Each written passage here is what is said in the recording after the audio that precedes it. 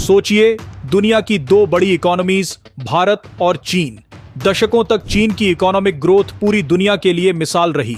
चीन ने फैक्ट्रीज लगाई, एक्सपोर्ट्स बढ़ाए और देखते ही देखते दुनिया का मैन्युफैक्चरिंग पावर हाउस बन गया। लेकिन अब तस्वीर बदल रही है। इकोनॉमिक ग्रोथ की रफ्तार में भारत ने चीन को पीछे छोड़ दिया है। वित्त वर्ष 2025 से 26 में भारत की ग्रोथ करीब 7.7% रहने का अनुमान है। वहीं चीन की ग्रोथ करीब 5% के आसपास रही। यानी जिस देश को कभी चीन से इकोनॉमिक रेस में काफी पीछे माना जाता था, आज वही भारत ग्रोथ की स्पीड में चीन से आगे निकल चुका है।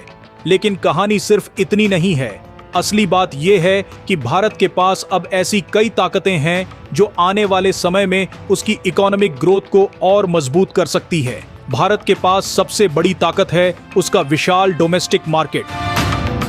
करोड़ों युवा, बढ़ता मिडिल क्लास और तेजी से बढ़ती कंजम्पशन। सोचिए, आज करोड़ों भारतीय पहली बार कार खरीद रहे हैं, घर खरीद रहे हैं, स्मार्टफोन ले रहे हैं, बैंकिंग और इंश्योरेंस जैसी सर्विसेज का इस्तेमाल बढ़ा रहे हैं। यानी भारत की अपनी पॉपुलेशन ही भारत की इकोनॉमी को आगे बढ़ाने का सबसे बड़ा इंजन बन रही है।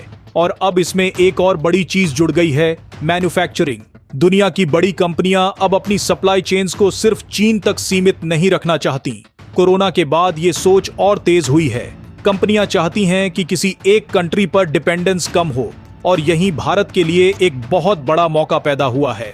मोबाइल और इलेक्ट्रॉनिक्स से लेकर automobile, pharma, defence, solar, batteries और अब सेमीकंडक्टर्स तक भारत धीरे धीरे मैन्युफैक्चरिंग के इन सेक्टर्स में अपनी जगह मजबूत करने की कोशिश कर रहा है। अगर ये रफ्तार आगे भी बनी रही तो भारत सिर्फ दुनिया का बड़ा मार्केट नहीं रहेगा, बल्कि दुनिया का बड़ा प्रोडक्शन हब भी बन सकता है। अब दूसरी तरफ चीन की बात करें। चीन आज भी बहुत बड़ी इकोनॉमिक पावर है, इसमें कोई शक नहीं। उसकी मैन्युफैक्चरिंग कैपेसिटी बहुत बड़ी है और उसका एक्सपोर्ट नेटवर्क पूरी दुनिया में फैला हुआ है। लेकिन चीन के सामने कुछ बड़ी चुनौतियां भी हैं। सबसे बड़ी चुनौतियों में से एक है उसका रियल एस्टेट सेक्टर।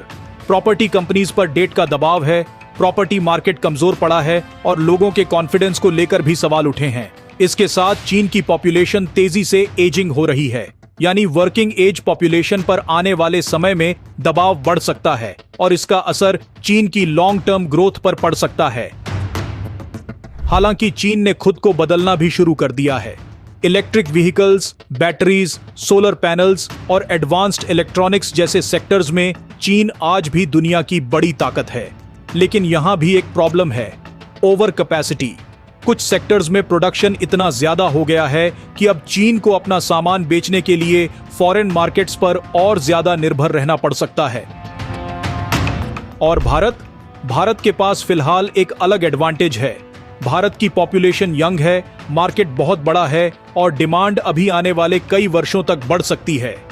यही वजह है कि भारत की इकोनॉमिक स्टोरी को सिर्फ आज के आंकड़ों से नहीं समझा जा सकता। आज जो युवा हैं, कल वही घर खरीदेंगे, कार खरीदेंगे, नई टेक्नोलॉजी अपनाएंगे, बिजनेस शुरू करेंगे और इकोनॉमी में ज्यादा पैसा खर्च करेंगे। यानी भारत के पास सिर्फ आज का मार्केट नहीं है, भारत के पास कल की डिमांड भी है। लेकिन यहाँ एक बात बहुत इंपॉर्टेंट है, सिर्फ जीडीपी बढ़ना काफी नहीं है। भारत को अपनी ग्रोथ को जॉब्स में बदलना होगा, इनकम में बदलना होगा और मैन्युफैक्चरिंग को मास एम्प्लॉयमेंट में बदलना होगा। क्योंकि अगर इकोनॉमी 7% से ज्यादा की स्पीड से बढ़ती है, लेकिन युवाओं के लिए पर्याप्त अच्छी जॉब्स नहीं बनती और लोगों की इनकम तेजी से नहीं बढ़ती, तो ग्रोथ का पूरा फायदा आम आदमी तक नहीं पहुंच पाएगा। और यही भारत की अगली बड़ी चुनौती है। चीन ने अपनी ग्रोथ को फैक्ट्रीज में बदला था, एक्सपोर्ट्स में बदला था, इंफ्रास्ट्रक्चर में बदला था और जॉब्स में बदला था। अब भारत के पास भी वही मौका है, लेकिन भारत अपनी एक अलग ताकत के साथ आगे बढ़ रहा है।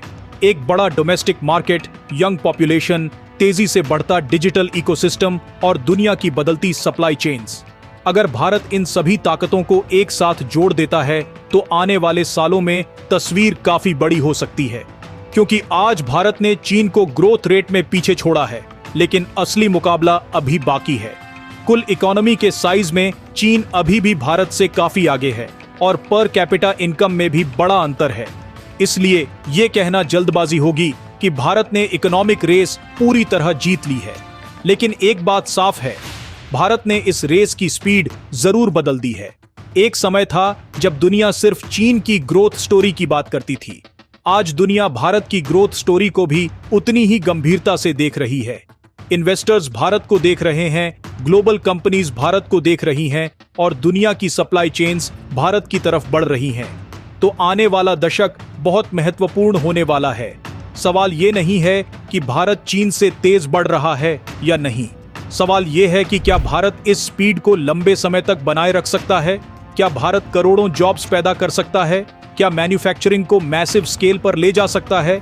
और क्या भारत अपनी तेज ग्रोथ को लोगों की बढ़ती इनकम और बेहतर स्टैंडर्ड ऑफ लिविंग में बदल सकता है?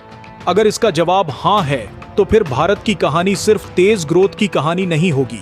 ये एक बड़े इकोनॉमिक ट्रांसफॉर्मेशन की कहानी होगी, क्योंकि आज भारत चीन को सिर्फ ग्रोथ रेट में चुनौती दे रहा है। स्टोरी सिर्फ भारत की कहानी नहीं रहेगी, बल्कि पूरी दुनिया की इकोनॉमिक स्टोरी का एक बड़ा हिस्सा बन जाएगी।